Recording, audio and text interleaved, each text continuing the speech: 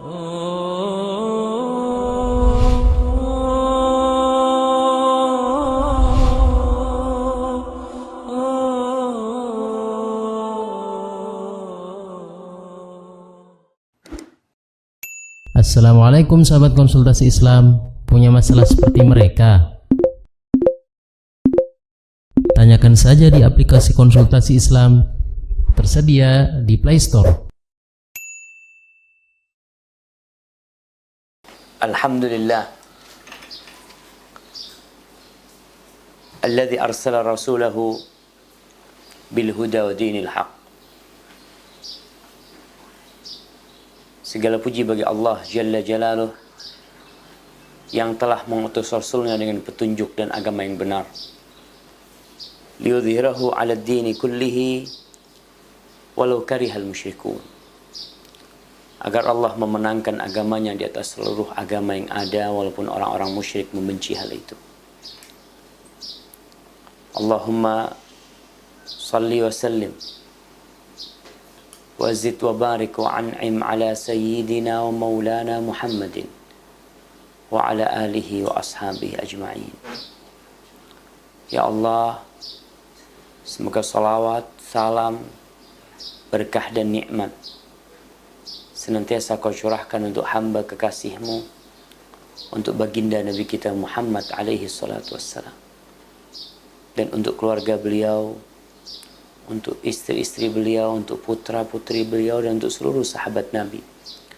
Semoga Allah meridhai kita bersama mereka. Amma ba'd. Ahibbati fillah. Pada pagi hari yang indah ini,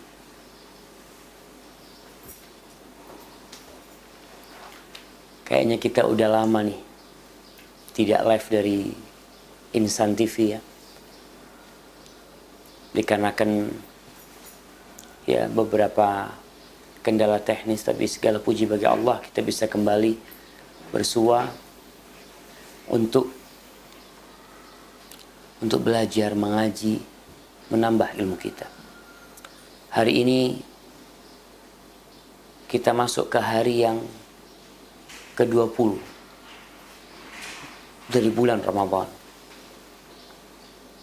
Kita sudah berada di penghujung bulan Ramadan. Karena kalau Ramadan dibagi 3, 10 pertama udah lewat, 10 kedua udah berlalu, dan kita akan masuk ke 10 yang terakhir. Di mana di 10 yang terakhir ini Allah Jalla Jalaluh menjadikan banyak berkah di dalamnya. Bahkan Allah menjadikan satu malam yang lebih baik dari 1000 bulan. Itu adanya di 10 hari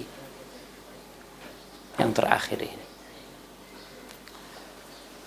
Disebutkan dalam sebuah hadis dari Abu Hurairah radhiyallahu taala anhu bahwa yughfaru fihi illa liman aba. Ketika menyebutkan tentang keutamaan bulan Ramadan, Rasulullah SAW menyatakan diampuni orang-orang di dalamnya kecuali orang-orang yang enggan, orang-orang yang tidak mau diampuni dosanya. Subhanallah, apakah ada seorang yang beriman enggan diampuni dosa-dosanya?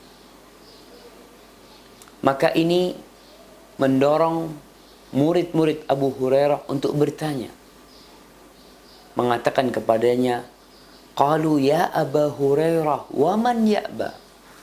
Wahai Abu Hurairah, siapa yang enggan diampuni dosa-dosanya?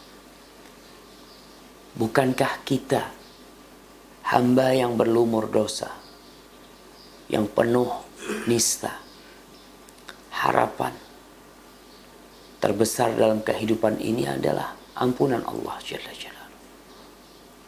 Maka tatkala orang-orang bertanya kepada Abu Hurairah, siapakah orang yang enggan itu? Kata Abu Hurairah, ya'ba an yastaghfirullah. Mereka adalah orang yang enggan untuk beristighfar kepada Allah. Subhanallah.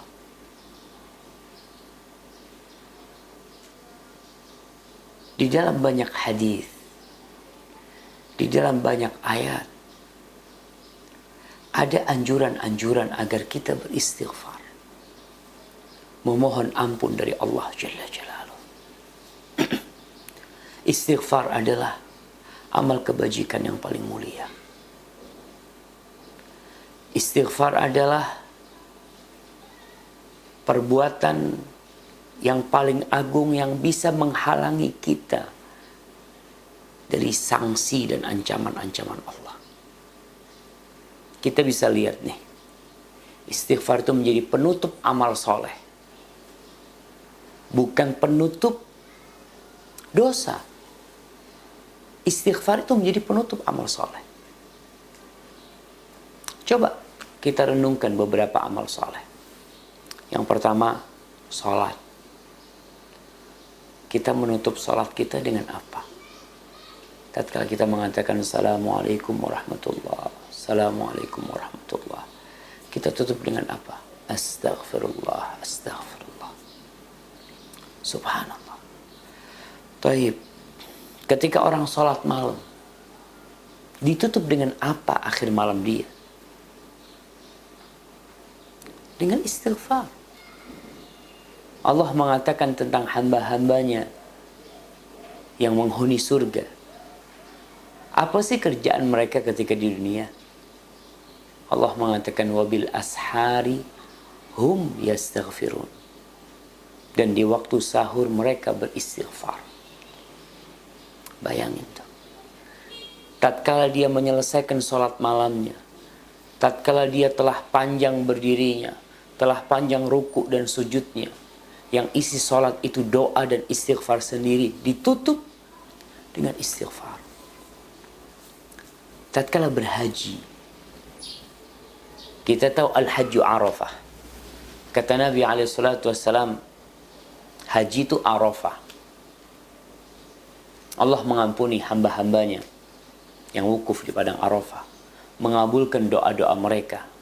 Lalu Allah memperkenankan mereka untuk meninggalkan Arafah menuju Muzdalifah.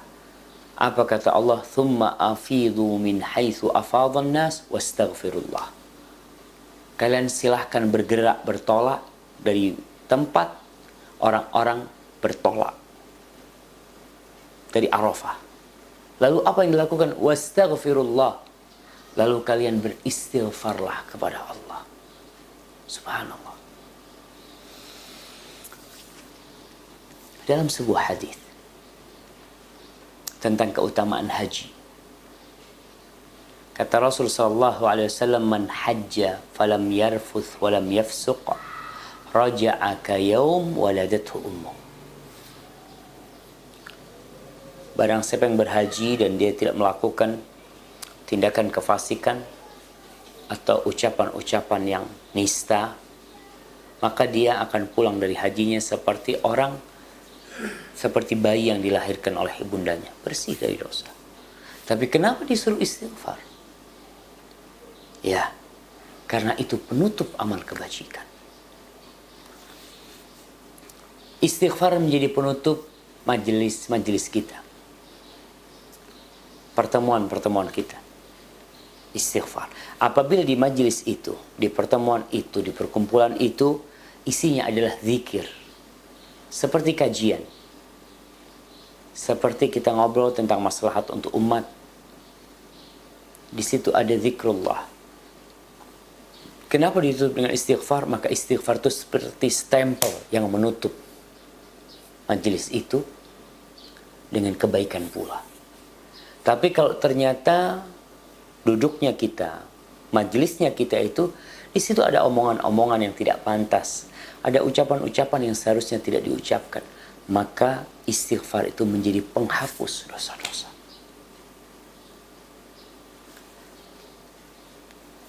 Para jemaah rahimakallah, ketika Rasulullah SAW menyampaikan risalah Allah, beliau telah berjihad dengan jihad yang sebenarnya, melaksanakan amanah Allah. Orang-orang berbondong-bondong masuk Islam. Begitu tingginya kejayaan Islam pada waktu itu. Di akhir hidup Nabi SAW. Turun firman Allah. Idza jaa nasrullahi wal fath wa ra'aitan nas yadkhuluna fi dinillahi afwaja. Apabila datang pertolongan Allah, datang kemenangan dari Allah, dan engkau, yakni Nabi kita Muhammad SAW, dan engkau melihat manusia berbondong-bondong untuk masuk ke dalam agama Allah, fasabbih bihamdi rabbika wastaghfir innahu kana tawwaba. Disuruh apa Nabi?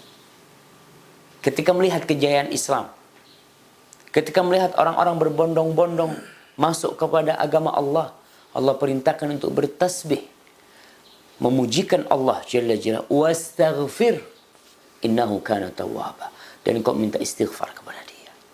Allahu Akbar. Sesungguhnya dia maha menerima taubat. Jadi kalau kita melihat kondisi hamba dalam semua hal, tidak luput dari istighfar. Ramadan termasuk bulan istighfar. Dan sejatinya istighfar yang kita lakukan di bulan Ramadan itu akan mengangkat derajat kita, akan menambal puasa kita yang robek-robek gara-gara ada ucapan yang tidak seharusnya disampaikan, gara-gara ada tindakan yang melukai hati. Ibnu Rajab rahimahullahu ta'ala mengatakan, telah diriwayatkan dari Abu Hurairah radhiyallahu ta'ala anhu, bahwa Abu Hurairah mengatakan, wal ghibah takhriqus siyam. Ghibah itu merobek puasa seseorang. Ya iyalah, kita puasa tuh bukan hanya menahan diri dari lapar dan haus. Puasa itu menahan diri dari melanggar aturan-aturan Allah Jalla Jalaluhu. Ghibah termasuk melanggar aturan Allah. Ada orang tidak makan, tidak minum, tapi ngomongin orang. Ghibah itu makan bangkainya orang. Bisa bayangin. Allah mengatakan, وَلَا يَغْتَبْ بَعْضُكُمْ بَعْضًا أَيُحِبُّ أَحَدُكُمْ أَيَّأْكُلَ لَحْمَ أَخِيهِ مَيْتًا فَكَرِهْتُمُوهُ. Jangan kalian itu satu sama lain saling menghibai. Jangan. Apakah kalian mau makan bangkai saudara kalian? Maka ghibah itu termasuk yang merobek ibadah puasa. Wal istighfar yuraqqi'uhu. Dan istighfar itu yang menambalnya. Faman istata'a minkum ayyaji'a bi shaumin muraqqa'in falyaf'al. Kata Abu Hurairah radhiyallahu taala anhu, barang siapa di antara kalian yang bisa datang dengan puasa yang sudah tertambal, hendaklah dia melakukan itu. Ya, kita menambalnya dengan apa? Dengan istighfar. Diriwayatkan bahwa Umar bin Abdul Aziz rahimahullahu ta'ala, dia menulis surat ketika dia menjadi khalifah. Dia menulis surat kepada gubernur-gubernurnya. Dalam surat itu terdapat wasiat agar menutup bulan Ramadan dengan istighfar wa sadaqatil fitr. Istighfar dan sedekah.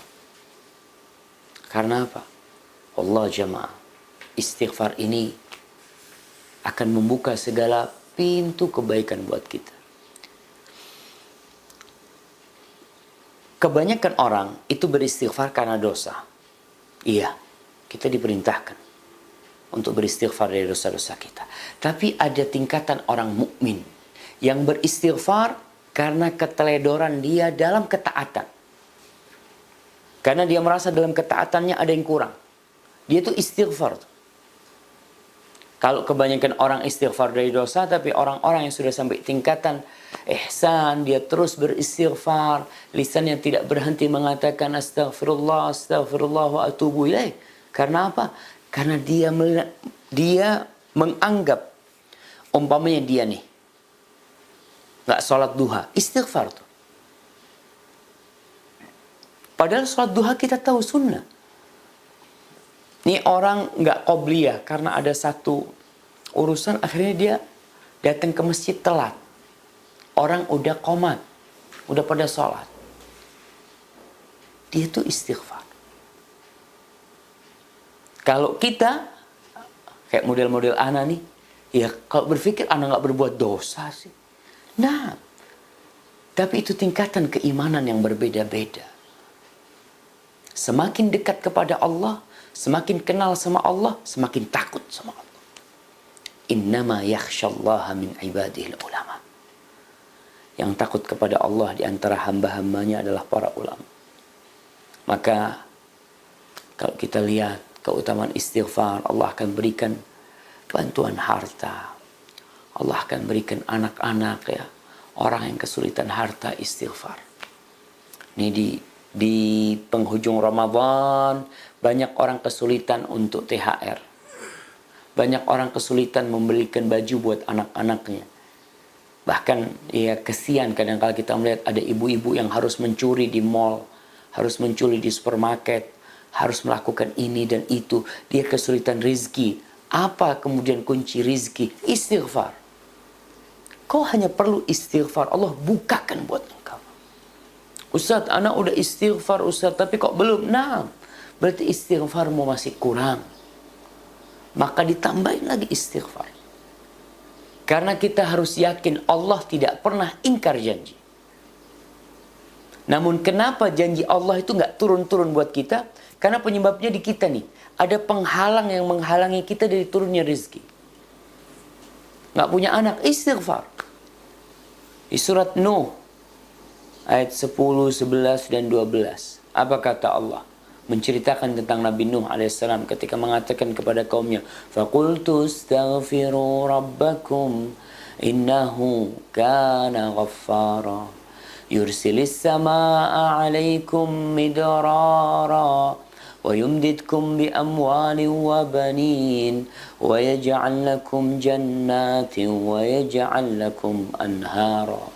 Aku katakan kepada kaumku, kalian beristighfarlah kepada Rabb kalian. Sesungguhnya Dia Maha Pengampun. Dia akan mengirimkan air hujan yang bermanfaat buat kalian. Dia akan memberikan kepada kalian harta dan anak-anak dan menciptakan buat kalian kebun-kebun dan sungai-sungai. Allahu Akbar. Istighfar akan mendatangkan kekuatan, mendatangkan nikmat sebagai tolak bala turunnya rahmat Allah. Allah mengatakan, wa anistaghfiru rabbakum thumma tubu ilaih. Kalian beristighfarlah kepada Rabb kalian, kemudian bertobatlah kepadanya. Yumatti'kum mata'an hasanah. Maka Allah akan memberikan kenikmatan kepada kalian, kenikmatan yang baik. Ila ajalin musamma. Sampai batas waktu yang ditentukan. Karena kita tahu kenikmatan kita itu akan terputus. Ya, kau yang punya anak akan mati anakmu, atau kau yang akan mati meninggalkan anak-anakmu. Kau yang punya rumah, kau akan meninggalkan rumahmu, atau rumahmu yang hancur dan kau ada di dalam. Allah akan berikan kenikmatan sampai batas waktu tertentu. Wa yu'ti kulli dzi fadlin fadlah. Dan Allah akan memberikan kemuliaan kepada setiap hamba Allah dengan kemuliaan dari dirinya. Dan di lisannya Nabi Hud, Allah berfirman, wa ya qaumi istaghfiru rabbakum thumma tubu ilaih yursilis samaa'a 'alaikum midrara wa yazidkum quwwatan ila quwwatikum. Itu istighfar akan memberikan kekuatan kepada kalian. Menambahkan kekuatan. Orang yang sakit-sakitan, yang lemah, ya Allah Ustaz, anak ini gak kuat, macam-macam. Istighfar. Duduk istighfar, berdiri istighfar, tiduran istighfar. Jadilah hamba-hamba yang senantiasa beristighfar kepada Allah. Dan yang terakhir, Luqman Al-Hakim pernah berpesan kepada putranya. Kita tahu Luqman, Allah berikan hikmah kepada dia. Apa pesan Luqman kepada anaknya? Ya bunayya, awid lisanakal istighfar. Wahai ananda, biasakan lisanmu istighfar. Biasakan. Fa inna lillahi sa'atin la yuraddu fihinna sa'ilan, la yaruddu fihinna sa'ilan. Sesungguhnya Allah itu memiliki waktu-waktu, di waktu itu Allah tidak menolak permintaan orang yang memohon kepadanya. Jadi kita kalau terus istighfar, kita insya Allah akan dapat tuh waktu Allah mengabulkan doa kita. Tapi kalau kita istighfar jarang, ketika berbuat dosa baru istighfar, padahal waktunya mungkin bukan waktu mustajab, maka biasakan lisan kita beristighfar dan rasakan kenikmatan orang yang beristighfar, nikmat-nikmat Allah, dan Allah tidak pernah ingkar janji. Barakallahu fikum. Tapi kita mungkin akan masuk ke sesi tanya jawab. Mungkin ada beberapa pertanyaan yang udah masuk ya. Masya Allah. Nah, ini ada pertanyaan yang pertama mengatakan, Assalamualaikum. Saya seorang pemuda umur 26 tahun. Saya seorang cacat fisik. 3 tahun yang lalu saya kecelakaan dan harus diamputasi kedua kaki. Iman saya kacau, Ustaz. Kadang masih tidak terima, kadang bersyukur karena masih dikasih kesempatan. Saya mau tanya Ustaz, apa kaki saya bisa sebagai penghapus dosa yang lalu? Mohon motivasi juga Ustaz untuk menguatkan iman bagi seorang yang cacat. Barakallahu fiik. Subhanallah jemaah. Ya. Dunia ini kenikmatannya akan berlalu.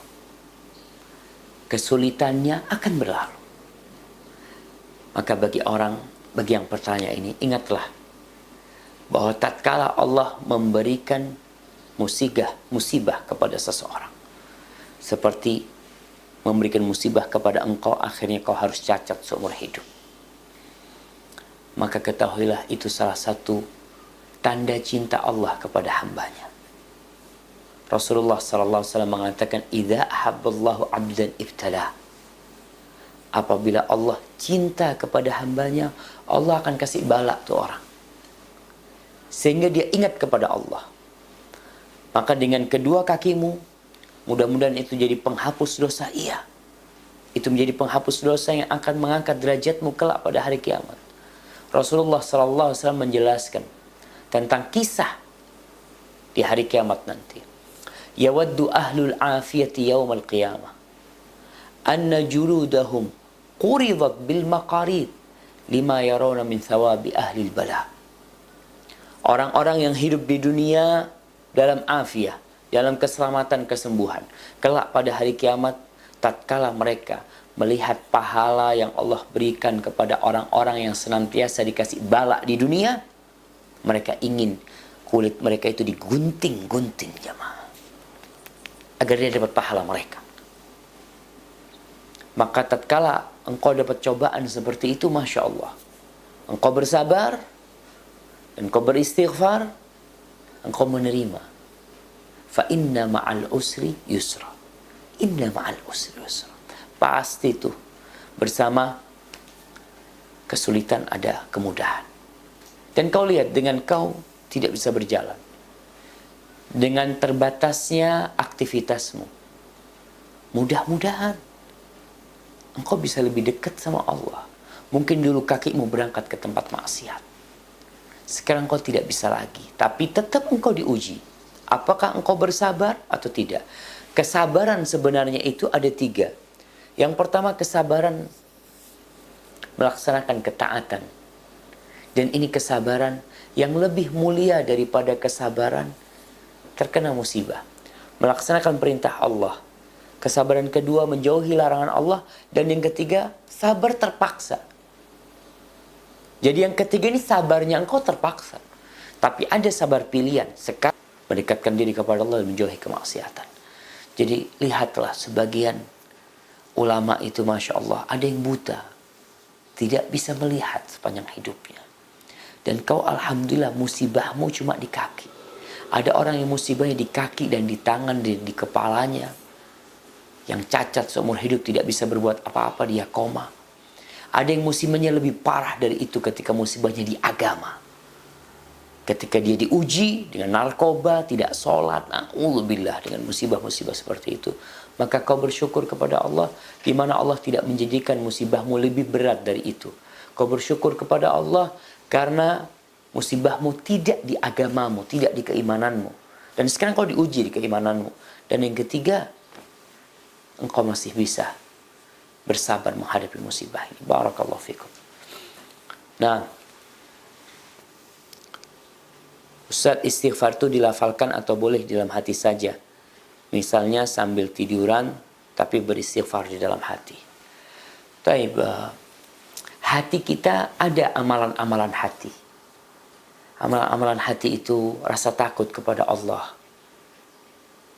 Kemudian rasa cinta, harap, itu di hati.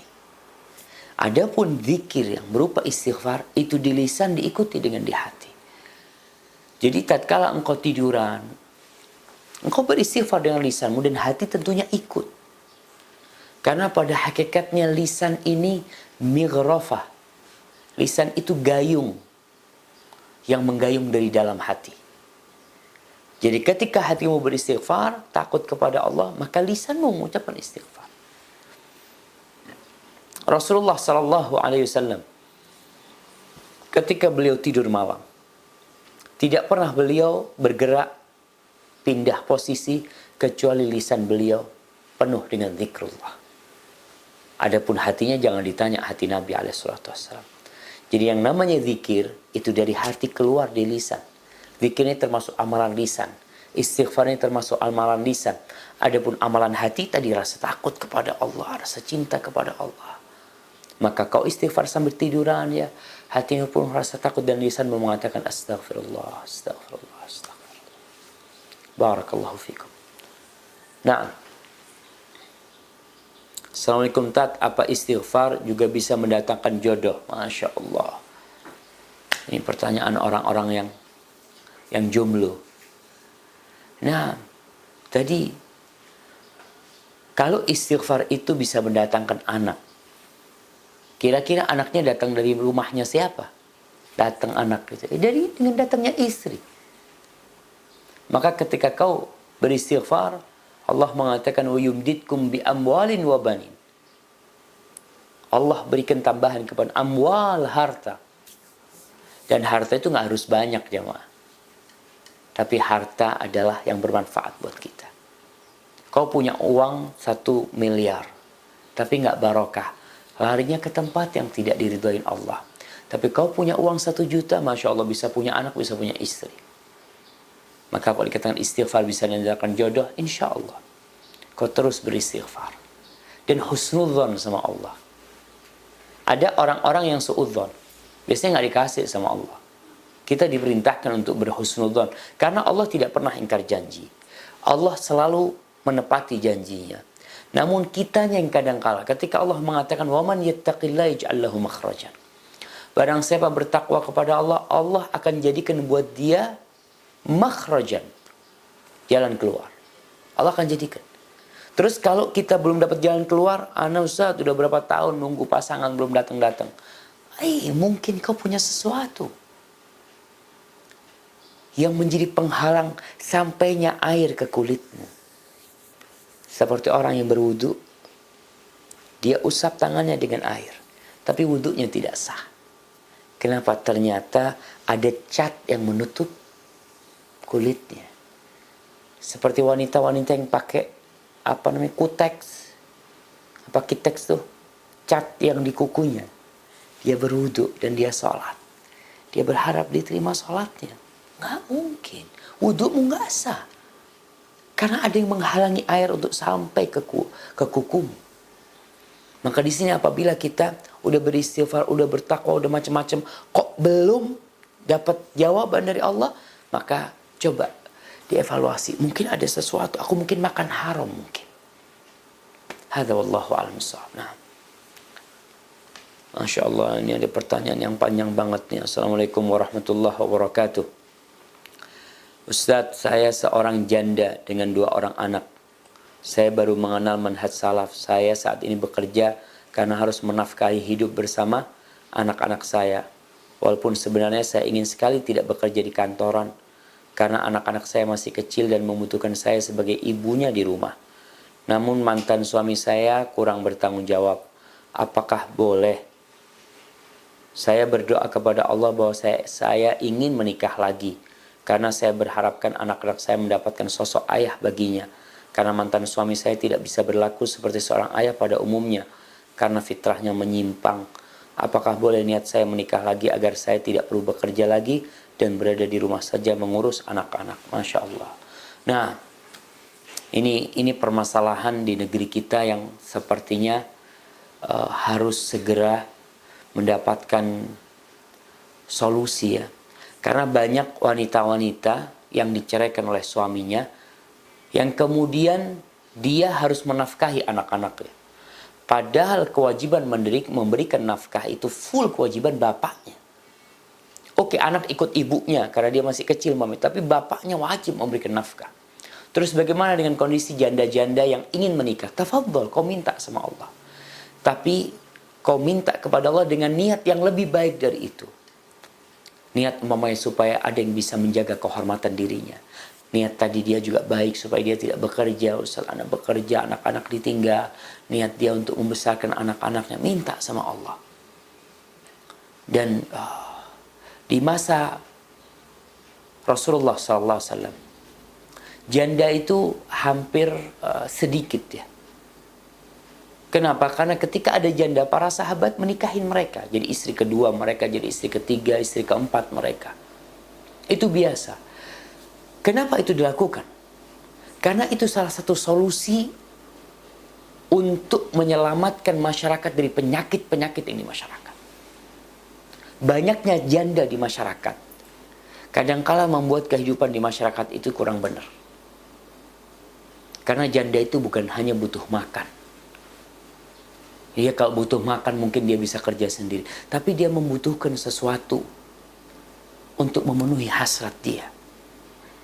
Dengan adanya yang menikahi mereka, maka insya Allah makmurlah jemaah. Ingat kita nih hidup fid dunya hasanah wa fil akhirati hasanah. Jangan cuma mau senang di dunia. Kau mau senang di dunia, di akhirat nanti kau mendapatkan azab, na'udzubillah min dzalik. Tapi kita memang kata Allah Jalla Jawa, apa kata Allah? Bal tu'thiruna al-hayata ad-dunya. Kan lebih mengutamakan kehidupan dunia. Barakallahu fikum. Nah, bismillah Ustaz, boleh tidak ana membatasi komunikasi dengan kerabat yang suka merendahkan ana karena cadar yang ana gunakan? Ana selalu direndahkan di depan orang. Kalau perkara karena ana ada tingkah dan sikap ana yang berkenan, ana ikhlas ditegur. Tapi kalau sudah menyangkut pakaian syar'i yang ana gunakan dihina, ana nggak terima Ustaz. Selalu aja ada yang salah dari sikap ana. Ana diam salah, bicara juga lebih salah. Apa yang harus ana lakukan Ustaz? Jazakallah khair.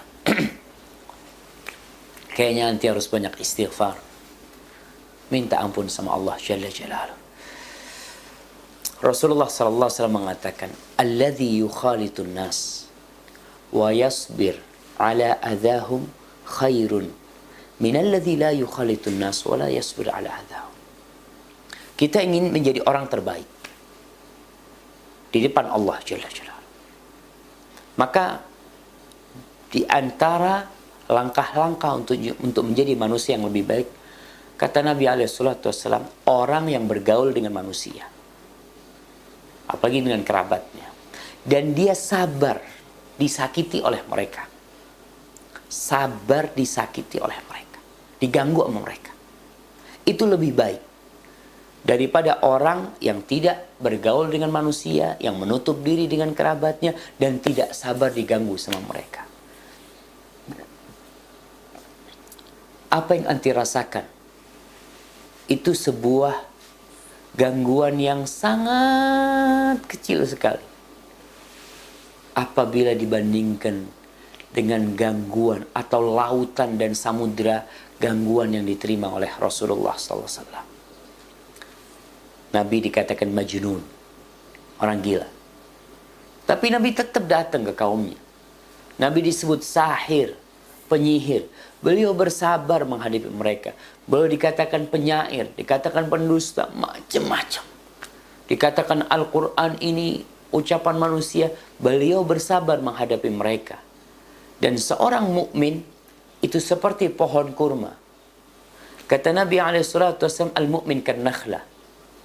Oh subhanallah. Tahu pohon kurma? Daunnya tidak jatuh. Dia rindang. Dia lempar sekeras apapun, dia tidak akan membalikkan batu. Yang dia balikkan adalah buah-buah kurma.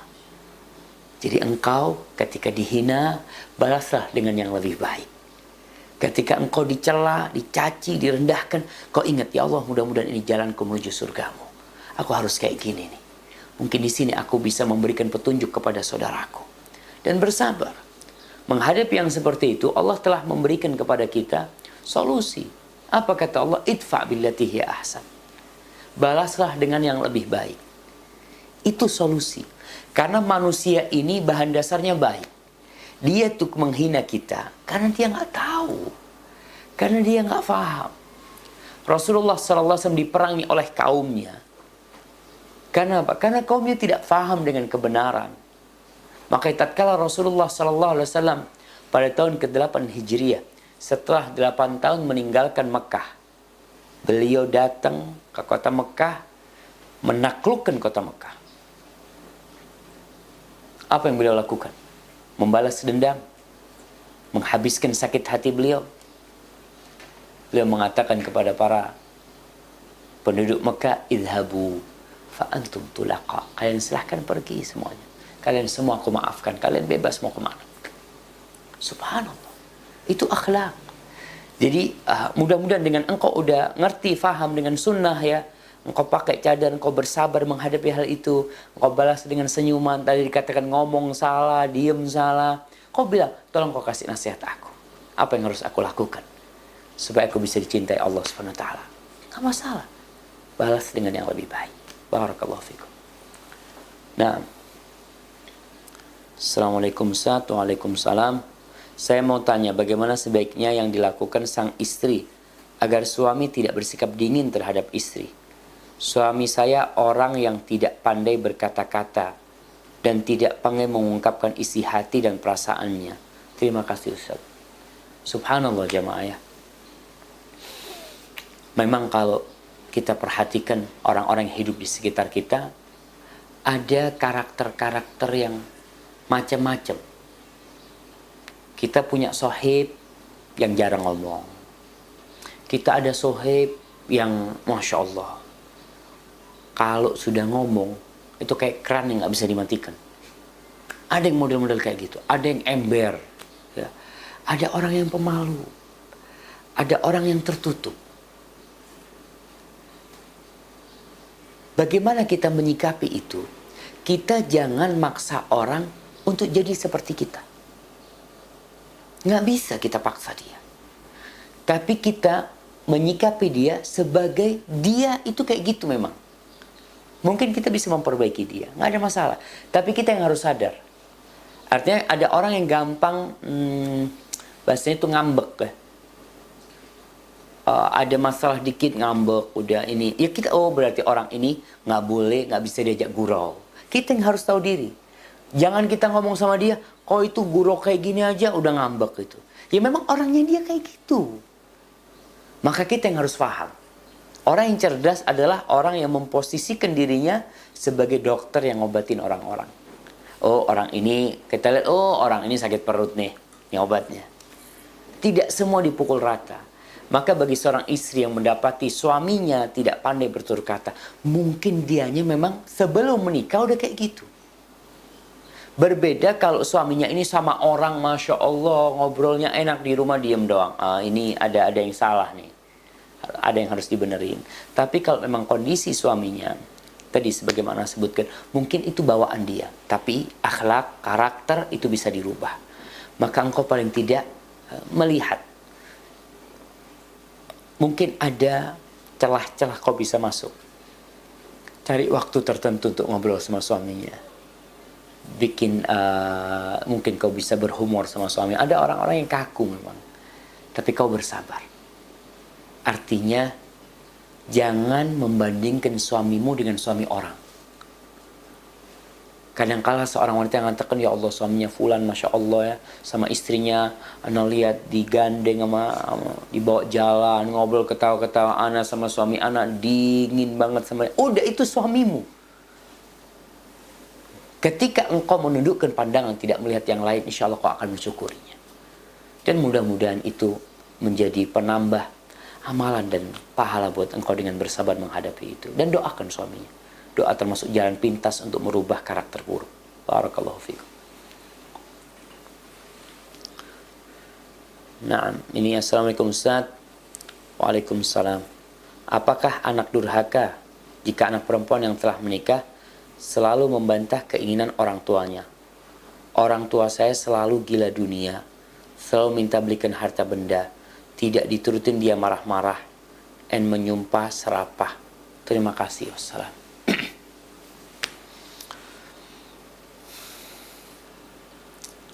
Allah berwasiat kepada kita agar kita berbuat baik kepada orang tua.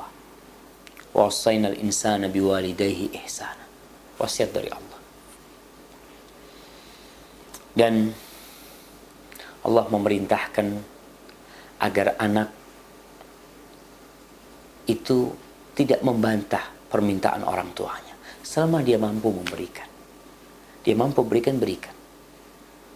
Allah mengatakan, wa qadha rabbuka alla ta'budu illa iyyah wa bil walidaini ihsana imma yablughanna 'indakal kibara ahaduhuma aw kilahuma fala taqul lahumā uffin wa la tanharhuma wa qul lahumā qawlan karima. Maka tatkala kita mendapati orang ini anak perempuan udah nikah, lihat kalau ternyata anak perempuan ini punya harta dan dia bisa berbagi sama orang tuanya, artinya dia tidak ambil harta suaminya. Dia mungkin dikasih sama suaminya. Dia tahu orang tuanya butuh, maka dia berikan dari apa yang dia miliki. Itu termasuk kebaktian dia. Tapi kalau si orang tua memaksa anak perempuannya untuk minta sama suaminya, untuk ambil sama suaminya, sedangkan sebenarnya kebutuhan orang tua itu tidak urgen, maka sang anak minta maaf sama orang tuanya.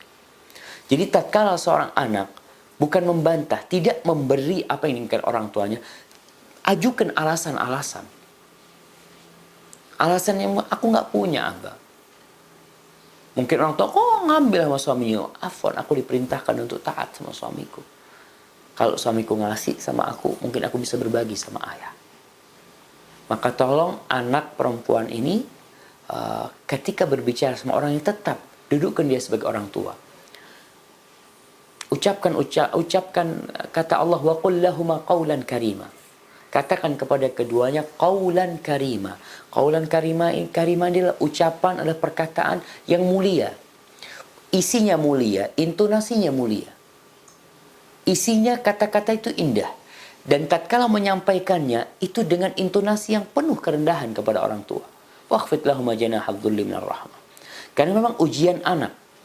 Tatkala mendapatkan orang tua yang gitu tuh. Yang minta terus sama anaknya umpamanya, minta ini, minta macam-macam sama anaknya. Itu ujian buat anak. Tapi kalau anak mampu memberikan dan dia memberi buat orang tuanya, ya orang tuanya mungkin kepingin ya. Mau ini, mau itu, dan itu bukan kemaksiatan, berikanlah kepada orang tuanya. Sambil terus berbuat baik sama orang tua. Jangan sampai akhirnya orang tua sampai sumpah serapah macam-macam ya. Mungkin juga ada orang tua yang tidak berpendidikan agama yang cukup ya, sehingga muncul yang seperti itu. Baik, barakallahu fikum. Mungkin ini. Baik, ada pertanyaan. Assalamualaikum Ustaz. Waalaikumsalam. Ana mau tanya, walimah secara syar'i itu kenapa tamunya harus dipisah? Dan kenapa pengantinnya tidak boleh dipertontonkan bagi tamu yang datang? Soalnya masyarakat memandang aneh Ustaz. Bagaimana cara menyikapinya? Adakah hadis Rasulullah SAW yang menganjurkan Ustaz? Syukran. Iya. Jadi berkaitan dengan dipisahnya lelaki sama perempuan ya. Kita lihat di masjid nih, di tempat ibadah, di tempat ketaatan, itu dipisah. Yang laki di depan, yang perempuan di belakang. Kenapa? Kenapa kok tidak bareng aja di sana? Bayangin, kalau sholat, satu shaf ada laki, ada perempuan, ada laki, ada perempuan. Dalam ibadah aja kita diperintahkan untuk menjaga diri dari perempuan. Jadi memang ada batasan-batasan. Kemudian Rasulullah SAW mengatakan kepada kaum lelaki, iyyakumud dukhul 'alan nisa. Kalian jangan masuk-masuk ke tempatnya perempuan. Ini kata Nabi SAW. Akhirnya ada seorang sahabat yang bertanya, ara'aital hamu? Ya Rasulullah, bagaimana kalau yang masuk ini bukan orang biasa tapi iparnya? Kata Nabi SAW, alhamu al-maut. Kalau yang masuk ke tempat perempuan itu ipar itu kematian. Artinya masuknya seorang ipar ke tempat perempuan-perempuan itu lebih bahaya daripada orang asing. Karena pandangan orang lah, itu iparnya macam-macam. Dan di masa Rasulullah SAW, memang bagian perempuan ya. Sebagaimana tadi kita sampaikan dalam urusan sholat Jumat, sholat Idul Fitri, perempuan di bagian belakang, laki-laki di bagian depan ya. Kenapa itu jadi aneh? Karena kita tidak terbiasa aja, jamaah. Kita tidak terbiasa aja. Ana kasih contoh sesuatu yang aneh, dianggap aneh oleh manusia. Di beberapa tempat di pedalaman, di mana masyarakatnya hanya pakai atau tidak pakai pakaian.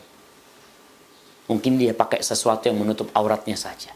Ketika mereka melihat orang yang pakai baju, aneh nggak buat mereka? Aneh. Artinya orang yang terbiasa tidak berpakaian melihat orang yang berpakaian, maka dia akan aneh. Sebaliknya, orang yang berpakaian melihat orang yang telanjang, buat dia aneh nih. Ada orang nggak pakaian ya. Ini masalahnya masalah kebiasaan aja. Jadi perlu dibiasakan. Contoh lah yang kedua, kalau kita berbicara yang dianggap aneh oleh masyarakat. Jenggot nih. Awal-awal jenggot, Masya Allah. Sesuatu yang sangat aneh buat mereka. Ana sering sampaikan, Ana ketika pakai jenggot disidang sama orang tua, didudukkan sama orang tua. Kenapa pakai jenggot? Buat mereka aneh. Kenapa? Karena kebiasaan yang ada, anak-anak muda nggak ada yang pakai jenggot. Dipotong jenggotnya. Maka kalau dikatakan aneh di masyarakat, betul. Banyak hal-hal yang sebenarnya disyariatkan, tapi buat orang Islam sendiri aneh. Dan ini seperti yang Nabi sabdakan sallallahu alaihi wasallam, bada'al islamu ghariban wa sayaudu ghariban kama bada. Islam itu dimulai dengan keasingan, keanehan, dan akan kembali asing sebagaimana dulu bermula asing. Nabi sendirian berdakwah aneh buat orang-orang Mekah, diperangin ya. Beliau bahkan mau dibunuh gara-gara beliau mengajak kepada kebenaran. Aneh. Karena menyelisih tradisi. Maka hal yang seperti itu memang seperti itu. Kemudian bagaimana kok pengantin perempuan tidak dipertontonkan kepada tamu-tamu? Ya Allah. Emangnya pernikahan itu adalah tontonan. Artinya nih pengantin ditonton oleh orang satu kampung, nih cantiknya. Allah mengatakan wala tabarrajna tabarrujal jahiliyatil ula. Karena itu jangan berhias seperti berhiasnya orang-orang jahiliyah. Yang perhiasannya itu ditampakkan ke orang-orang. Seorang istri berhias buat siapa? Buat suaminya. Jadi kalaupun ingin ditontonkan nggak apa-apa yang laki sama yang laki, yang perempuan-perempuan tidak dipublish ya. Tapi hanya untuk mereka perempuan-perempuan aja. Sekali lagi, ini aneh karena kita tidak terbiasa saja. Dengan berpendidikan, dengan ilmu bertambah, insya Allah keanehan itu akan berkurang. Orang semakin ngerti, ya Allah, ternyata ini Islam. Dan Allah mengatakan, udkhulu fis silmi kafah. Kalian masuklah ke dalam Islam secara kafah. Ya. Hadza wallahu a'lam bishawab. Itu yang bisa kita kaji pada kesempatan kali ini. Kalau mungkin ada pertanyaan-pertanyaan belum bisa dijawab, mudah-mudahan pada kesempatan yang akan datang. Dan alhamdulillah Insan TV bisa live kembali ya. Setelah lama dari Jember ini nggak live, mudah-mudahan dijaga sama Allah Jalla Jalaluhu, bisa memberikan manfaat kepada umat manusia. Sampai berjumpa kembali. Semoga senantiasa dalam lindungan ilahi. Wassalamualaikum warahmatullahi wabarakatuh.